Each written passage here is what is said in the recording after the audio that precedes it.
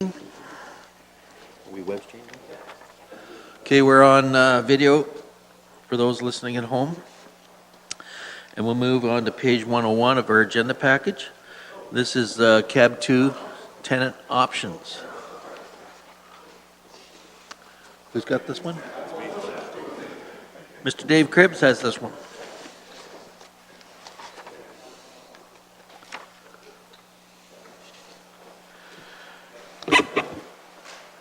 Good afternoon, Council. Okay, Mr. Cribbs is going to speak. It's my pleasure to present this CAB 2 potential utilization report for your consideration.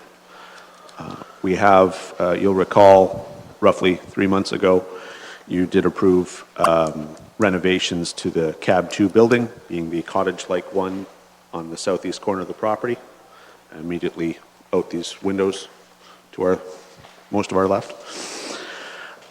Those renovations are well underway. I understand the HVAC has been upgraded. They're doing some work on the walls and the ceiling. At least last week when I checked, I went by and I heard hammers banging and saws cutting and whatever else it is that happens to make that whole. So that's well underway. And with that, of course, we get closer to needing to make a decision on how to utilize the space. I'm very happy to give you what I hope is quite a dilemma. I don't think you have a bad choice. You will recall that when the report initially came to you proposing renovations, it was done under the premise of there being a business proposition. We thought there was inherent value in renovating the heritage property, and of course in not keeping it empty. It was going to cost $60,000 over the next decade just to be kept empty, so that alone was a good enough imperative. But part of the rationale was the proposal or the proposition of possibly leasing the space outwards to get a return on the investment. And there is that potential before you. That's option one. We have entered into some amount of discussions with the BIA. It would appear there is interest from that organization. They're roughly 2 blocks, well, block and a half away from that location, so it's a relatively short potential move for them. It'll be newly renovated space. It's a prestige, premier address, excellent location, high visibility, traffic, et cetera, and of course, this council also approved ultimately accessibility changes to the building, so it'll have a ramp at the back and offer some accessibility access that it doesn't currently, and that I'm not sure if the BIA's current spot does or not. I can't exactly speak to that. At any rate, there is that potential option to become landlords and enter into a relationship with that organization, which obviously has some ties to us at any rate, pre-existing, and there's nice symbolism to that. Conversely, since that original CAB 2 proposal, this council has also been presented with the opportunity to create a corporate communications department. You'll recall moving from 4.6 staff to 4.0, but to create a focused, concentrated team. And that received also approval from this body. And there's no doubt in my mind that that is a very good move for this corporation that will enhance its future service delivery capacity. It will improve operations, it will improve communications, etc. That being said, this is an ideal spot for them, and there is, at the moment, no plan B. There is no better identified alternative location for that team. It's a relatively small building, of course. It's pretty much the perfect size for office space for 4 individuals and then a little bit of meeting space. So it works well and that happens to be roughly the staffing at the BIA. So both are more or less the same size as far as human beings and need for office space. And the symbolism is just as good for the corporate communications department as it is for the BIA. There really are 2 very excellent opportunities.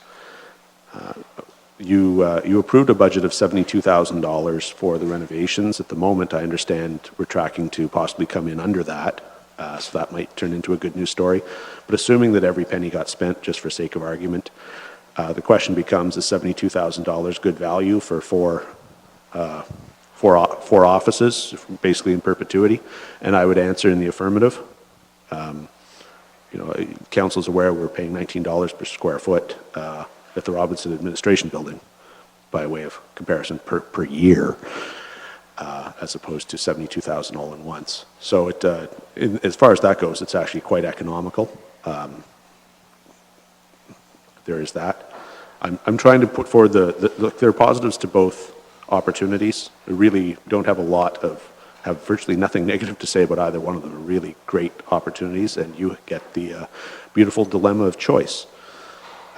With that, I'd be very happy to take questions, but either are, I think, improvements. It'll be wonderful to have business being conducted in that space and to make it usable and engageable with the community, and whether it's our corporate communications department, which is, of course, designed to work with the outside world, or whether it's the BIA, both of those do that.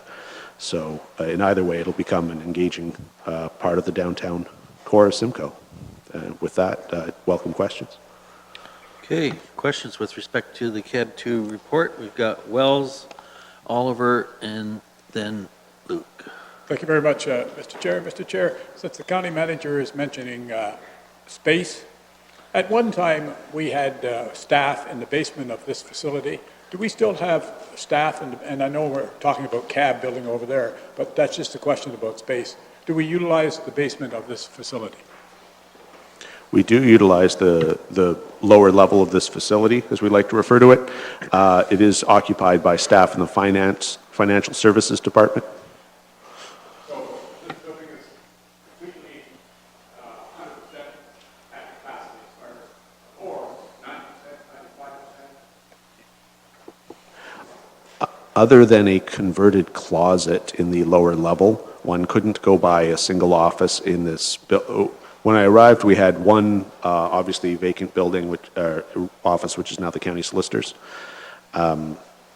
We could look at possibly realigning how some space is used, but certainly, other than a closet, every room in this building is occupied in one way, shape, form, or another. Arguably, you've got two committee rooms, but we don't really want to lose those. Thank you. Councillor Oliver. Thank you, Mr. Chairman. My question relates to the top of page 102 or page 2 of the report to Mr. Cribbs. Mr. Cribbs, the first paragraph says the lease would provide for monthly payments of $1,200, which would not include utilities. Can we assume then that part of a lease agreement, the BIA would pay utilities in addition to the monthly rent? Yes, correct, sir. Thank you. Okay. Mayor Luke. Yes, Mr. Chair, I do have a question for the county manager. And certainly there, several weeks ago, as I toured downtown Simcoe one Friday morning with Mr. McGimsey, certainly when we stopped out on the corner of Peel and Colburn, there was some chat between him and I about the possibility of the BIA maybe being the tenant in that building. He was certainly aware that that was something that was being considered.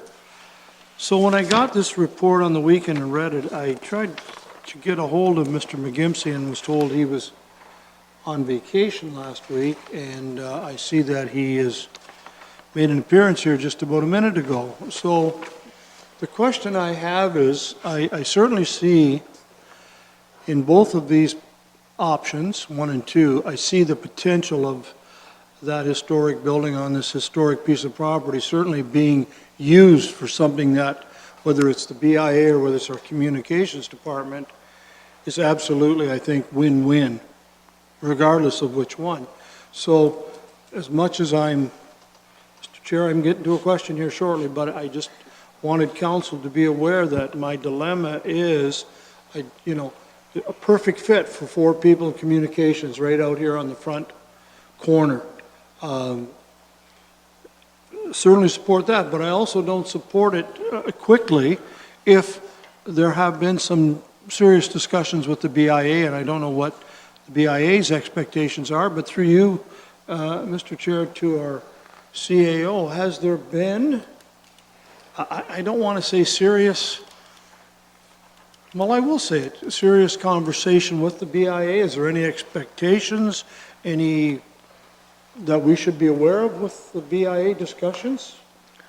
I just want to make the right decision here.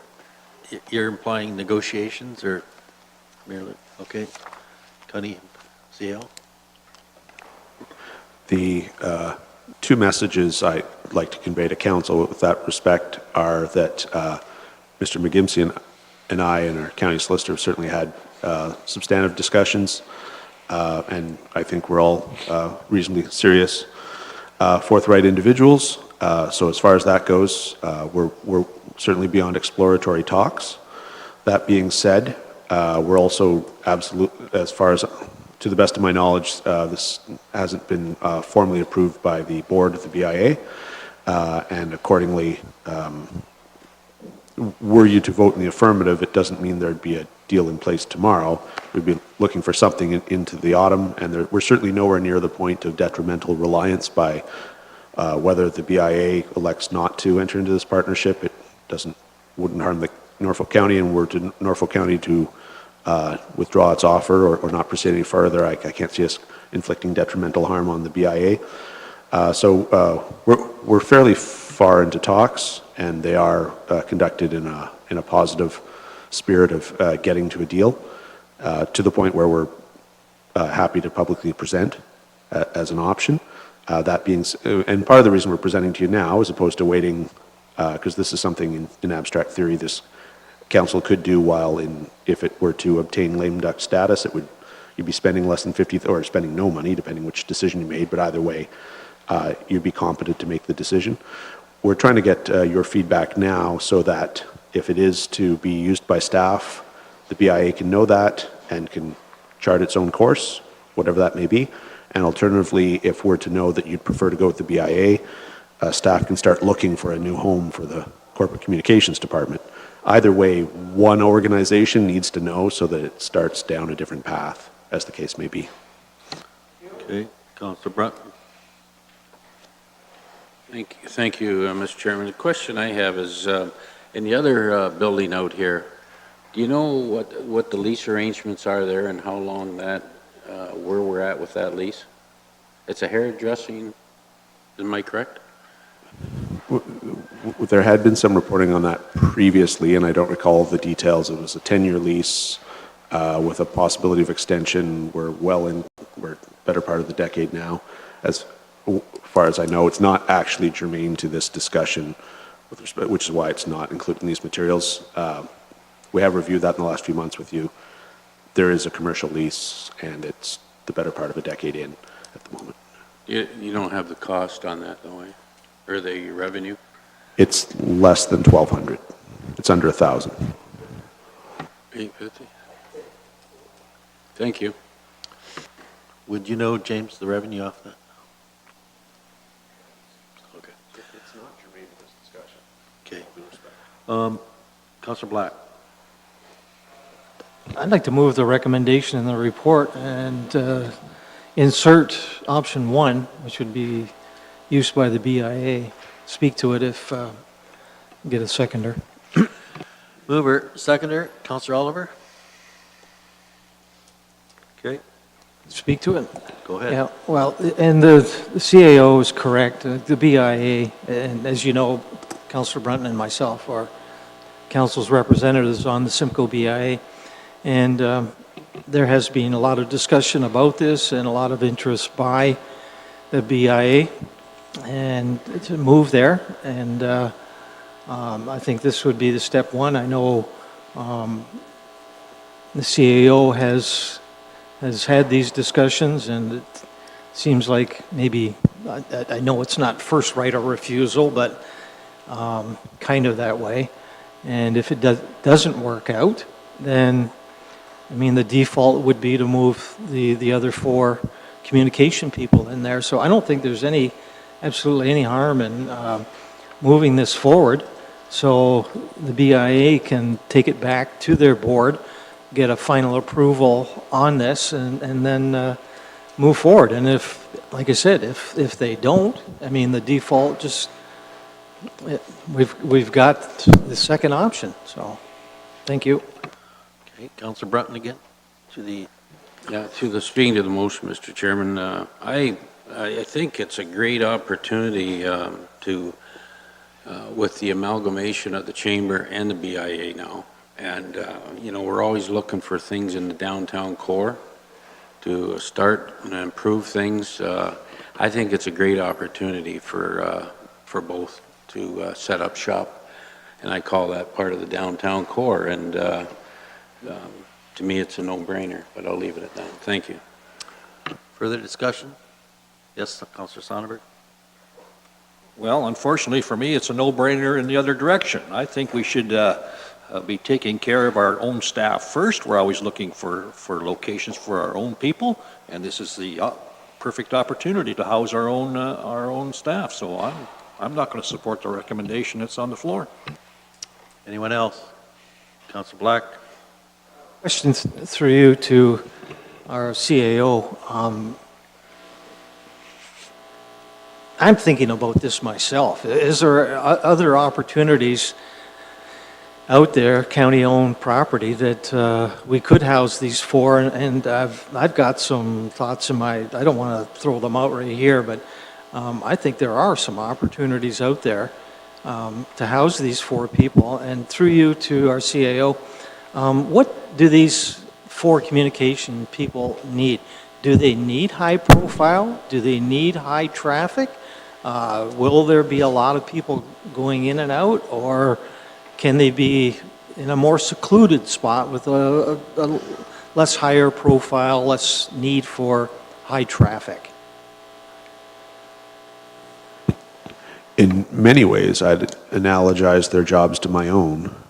I spend time in my office, I spend time with the doors closed, but